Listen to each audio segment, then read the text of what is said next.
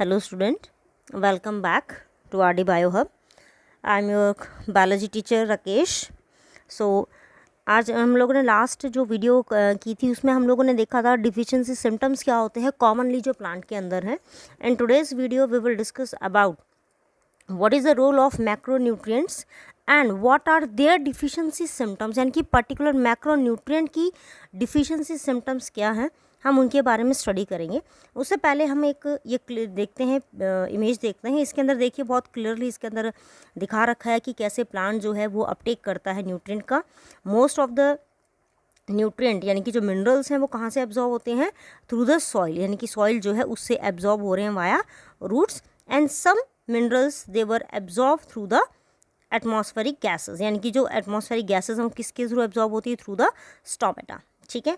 And access of water है तो उसको भी एक्सपेल किससे करता है, वो ऑक्सीजन को, वो भी किससे एक्सपेल कर रहा है, स्टोमेटा से. एंड एक्सेस ऑफ वाटर को भी किससे एक्सपेल कर रहा है, थ्रू स्टोमेटा. एंड एक और हमने कौन सा किया था, हाइडा थॉट्स, इससे भी जो है वो एक्सपेल करता है. ठीक है.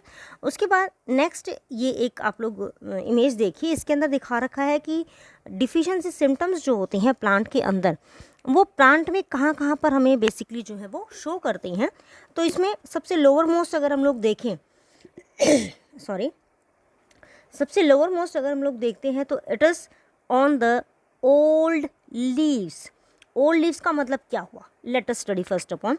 मान लो this is the stem of a plant. इसमें सबसे पहले जैसे ही ये स्टेम अराइज होती है ये लीफ आई है. ठीक है. After that this leaf, after that this leaf. तो ये जो लीफ आई है सबसे पहले, this is called the older one leaf. And जो लास्ट में आई है this is called the new leaf. ठीक है. न्यू, और हम इसको क्या बोल सकते हैं, यंग लीफ. क्लियर हो गया. नाउ सी, ओल्डर लीव्स के ऊपर किस किस एलिमेंट के सिम्टम्स हमें नज़र आएंगे, deficiency symptoms. Nitrogen, phosphorus, potassium, magnesium, zinc, molybdenum. And on the younger leaf, younger leaf पे सबसे पहले किसका आता है, ये एक सीरीज में है हमारे, मैग्नीज का. ठीक है. उसके बाद iron, sulphur, copper and silicon. And top पे टर्मिनल बर्ड्स. बर्ड्स का मतलब कई बार आपने देखा होगा कि टिप पोर्शन के ऊपर इस तरीके से लीव्स का भी बंचेस आते हैं, तो लीफ बर्ड हम उसको बोलते हैं. फ्लावर अगर आता है तो फ्लावर की भी बर्ड आती है. ठीक है. तो कोई भी बर्ड जो है ये हो सकती है उसकी हमारी.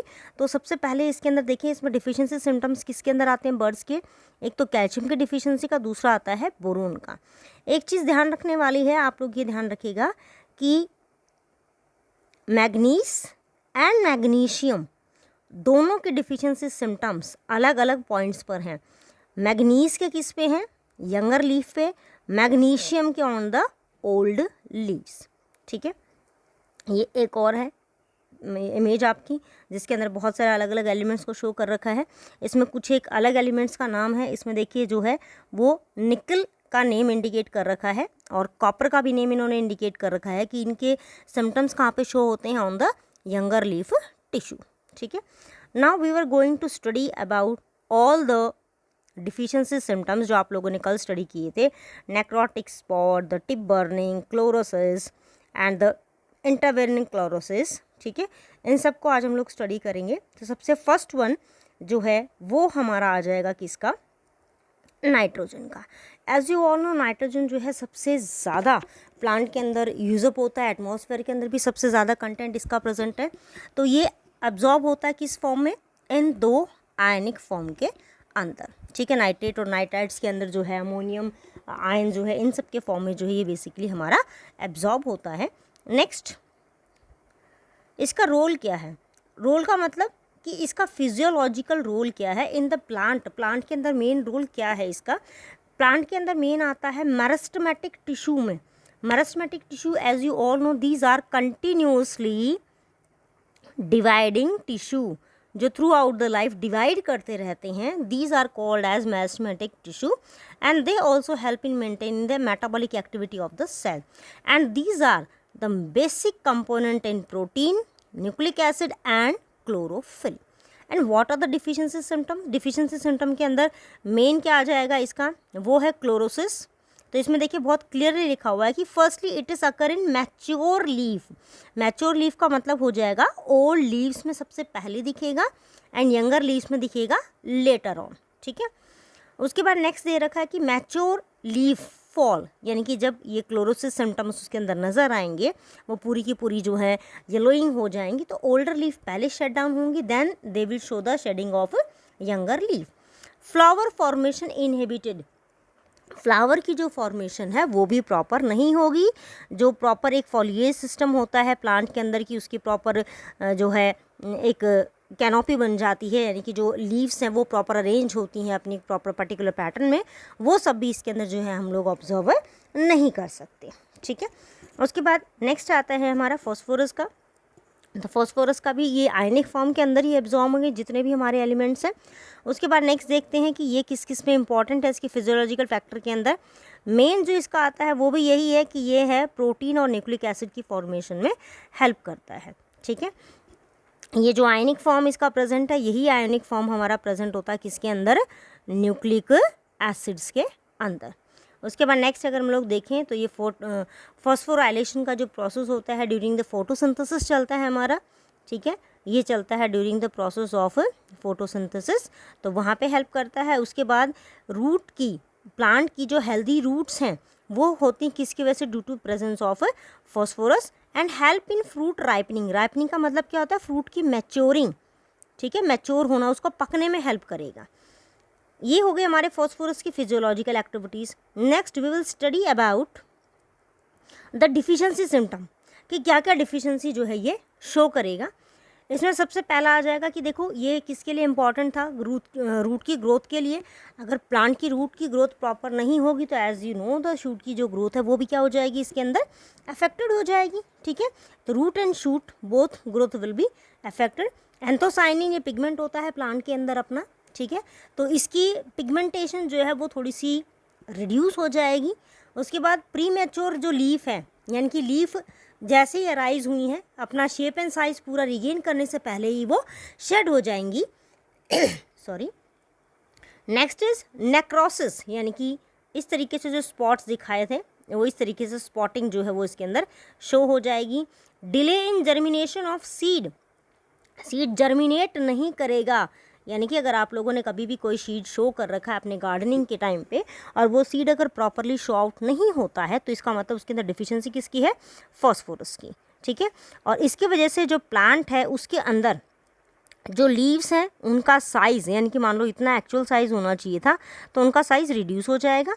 सेकंड दे रखा है शॉर्टनर इंटरनोडल। इंटरनोडल रीज़न आपको पता है कि इस तरीके से आपने पार्टीशन देख रखे होंगे, शुगर केन के अंदर मोस्ट कॉमन आपने देख रखा है। तो ये जो रीज़न है this is called as node, ठीक है।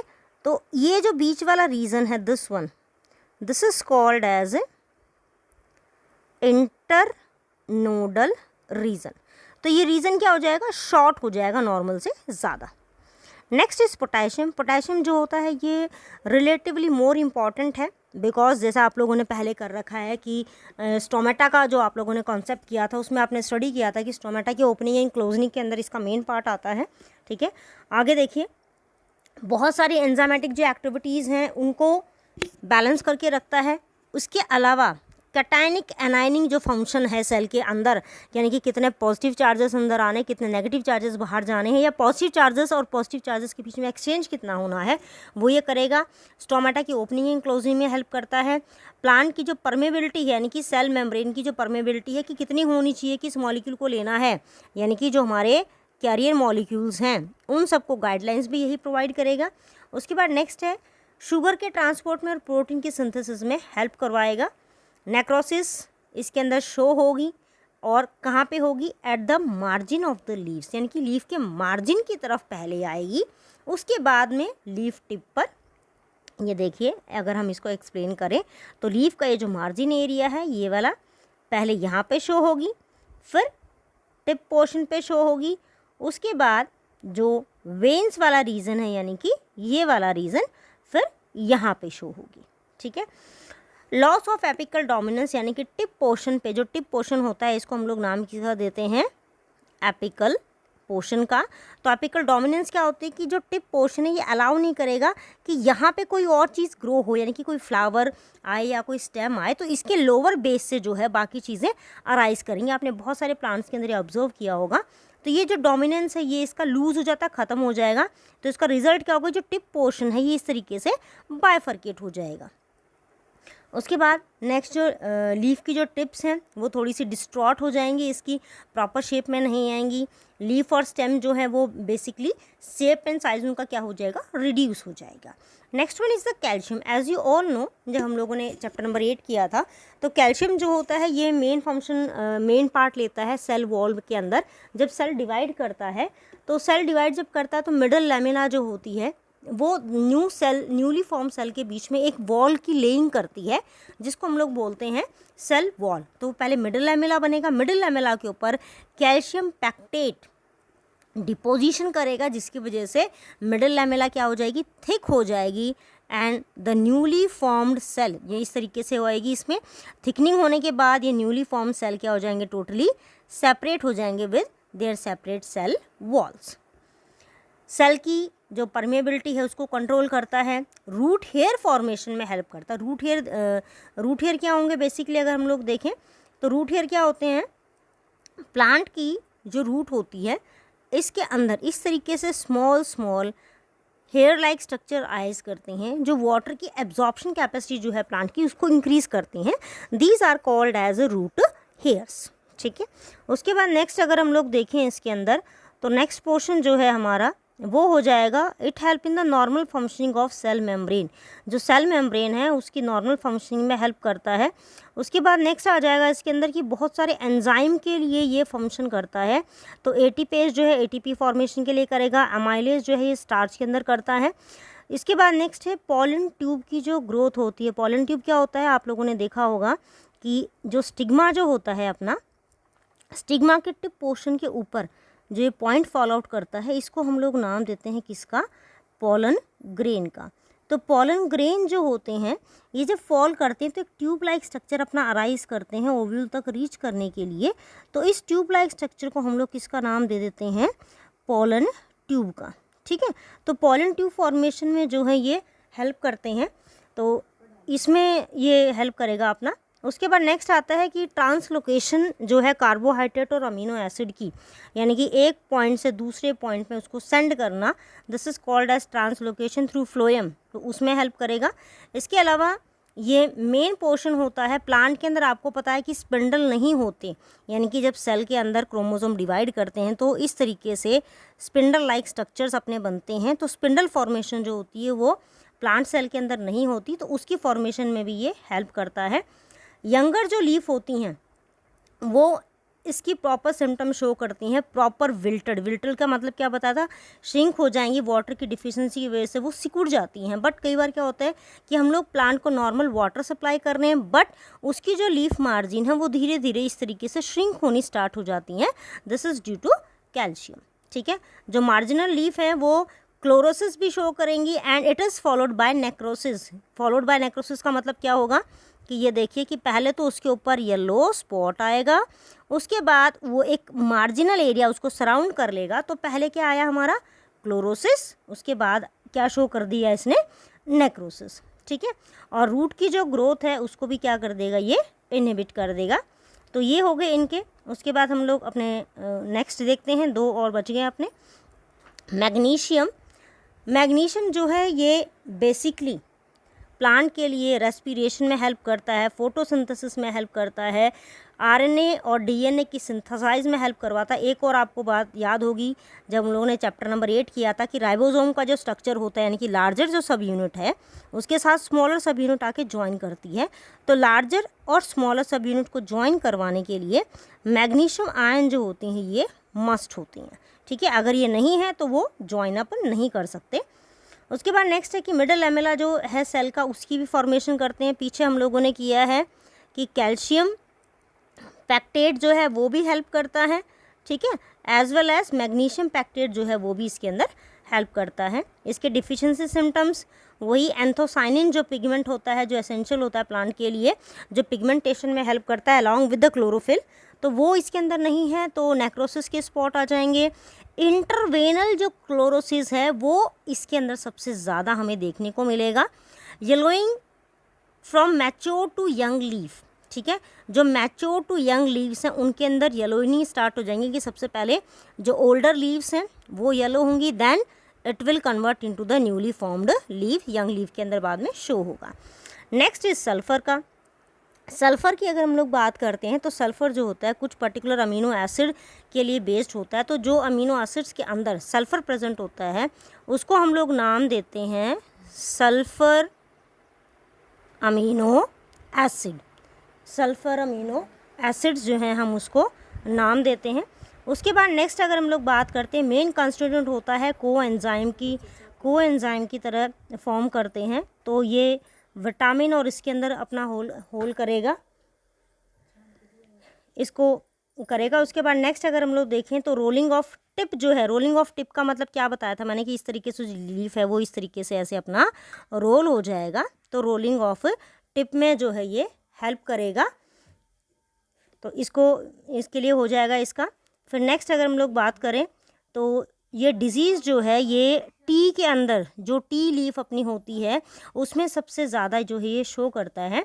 जो फ्लावर फॉर्मेशन है उसको चेक करेगा। फ्लावर फॉर्मेशन कहाँ से स्टार्ट होगी भी, अपनी बड से, ठीक है, कि बड प्रॉपर आ रही है नहीं आ रही है, तो उसे स्टार्ट हो जाएगा। उसके बाद अगर हम लोग देखें जो रूट सिस्टम है, ये इसके अंदर रूट सिस्टम जो है वो वुडी है, हार्ड है, कैसा होगा उसको डिपेंड करता है। अगर रूट सिस्टम मान लो बहुत ज़्यादा वुडी हो जाए तो इसका इफेक्ट किसके ऊपर पड़ेगा, जाइलम पे, ठीक है।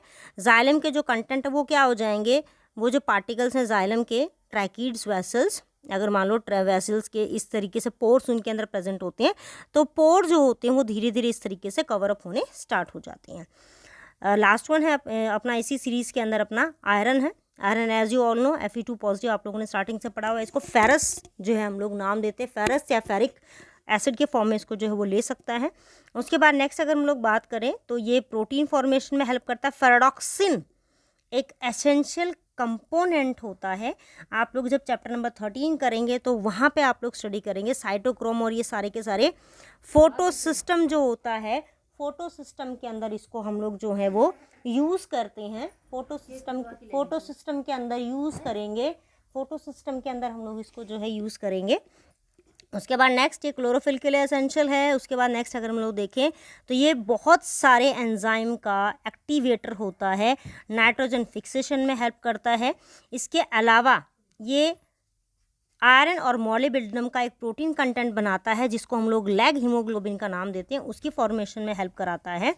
इसका मेन पॉइंट आ जाएगा क्लोरोसिस के थ्रू आ जाएगा, इंटरवेनल क्लोरोसिक स्पॉट आ जाएंगे। इनहिबिट करेगा ये क्लोरोप्लास्ट की फॉर्मेशन को, यानी कि हमारा जो प्लास्टिड है क्लोरोप्लास्ट उसकी फॉर्मेशन को स्टॉप करेगा, ठीक है। और लास्ट में क्या शो करेगा, क्लोरोटिक वेन। तो this is all about our macronutrients, इनकी डिफिशिएंसी सिम्टम्स जो हमने स्टडी किए। Till meet you in next video, till then bye.